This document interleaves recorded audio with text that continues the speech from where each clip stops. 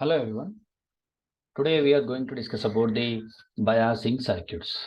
In the biasing circuits, today's topic is emitter feedback bias. Before going to the emitter feedback bias, first we will see what is biasing circuits. Okay, the biasing circuits are used to operate the transistor in the stable region, that is at the middle of the active region. If you see the output characteristic, this is the output characteristics. Okay, if you join these 2 points, okay, we will get one line. That line is called as a DC load line. This DC load line we already discussed it in the last class. So if anybody is not watched the DC load line topic, please go through that video. Then you can know how we got this line and how we got this point. Okay, always the transistor should operate at the middle of the active region. It is having the 3 regions: saturation region, and the cutoff region, and the active region.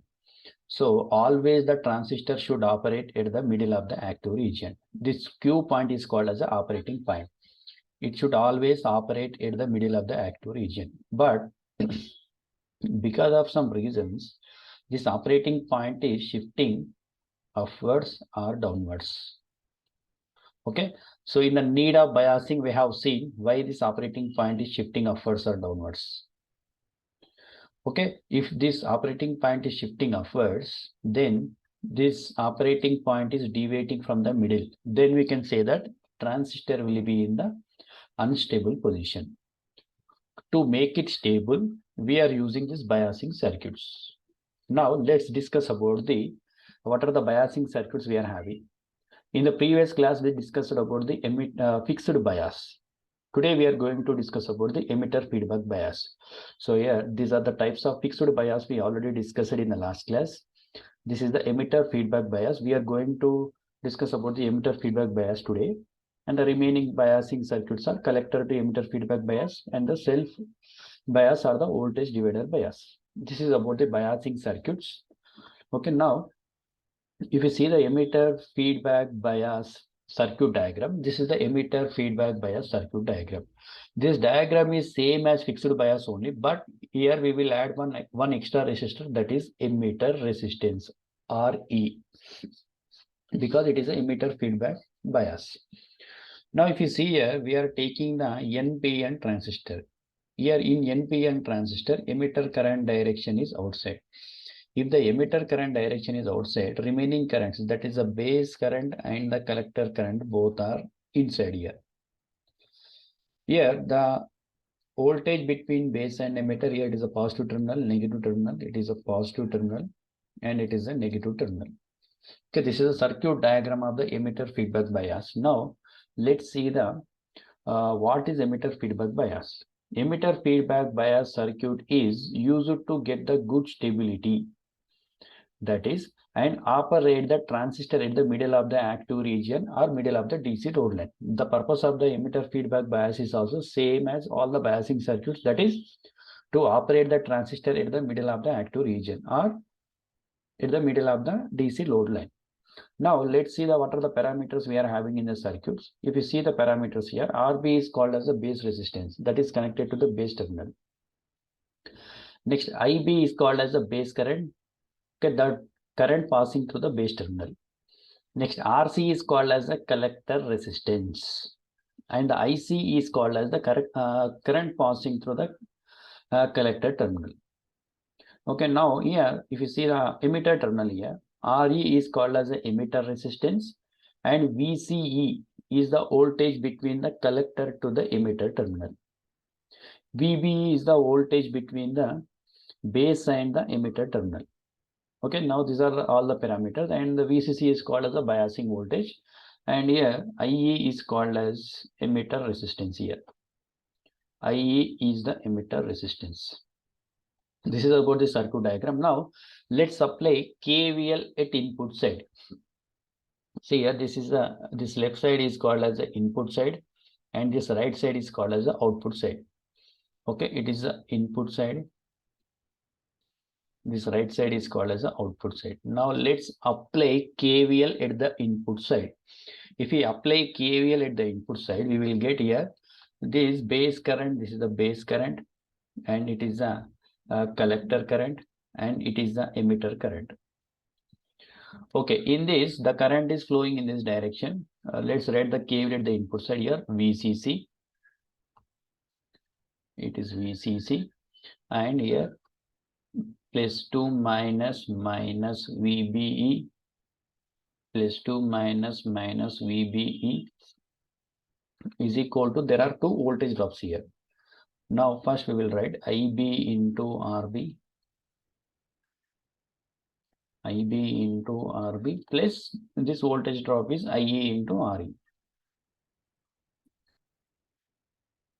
IE into RE. Here we know one equation that since IE is equal to emitter current is equal to base current plus collector current. This IE we have to substitute in this IE, then we will get IB plus IC into RE. Okay, this is RE value. Now VCC minus VBE is equal to IB into RB plus, in place of IE I am substituting IB plus IC into RE. Assume that it is equation number 1. Now apply KVL at output side. If you apply KVL at the output side, this is the right side is called as the output side. VCC here plus and minus VCE is equal to IC into RC plus IE into RE. This is equation number 2. Okay, here why the transistor will be in the unstable condition we will discuss now. If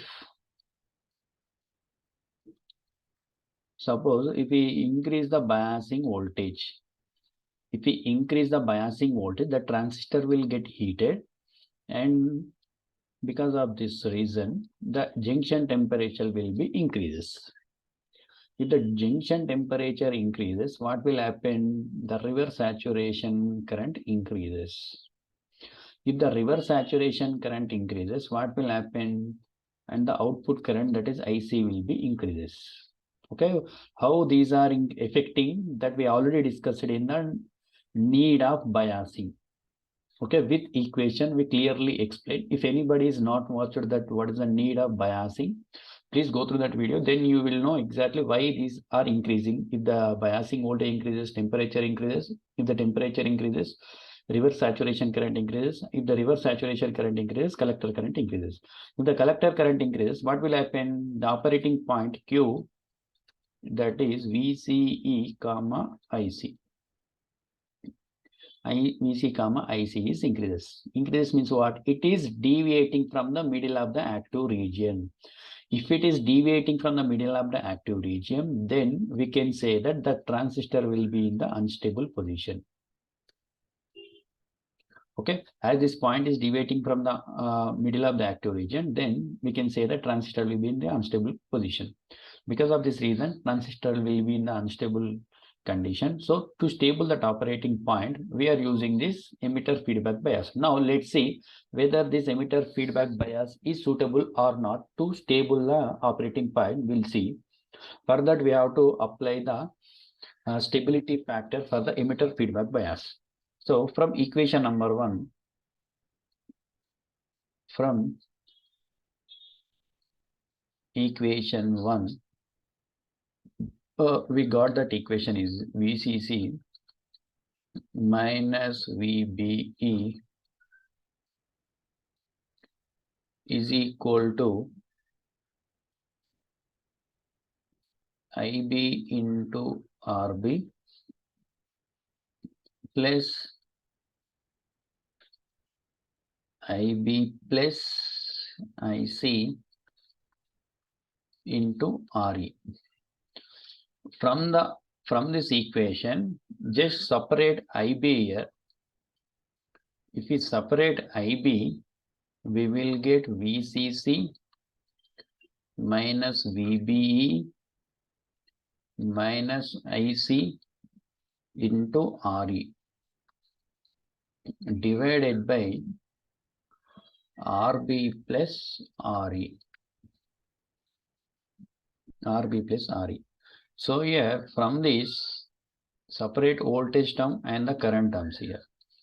VCC minus VBE divided by RB plus RE minus IC into RE divided by RB plus RE. Now derive partial differentiation with respect to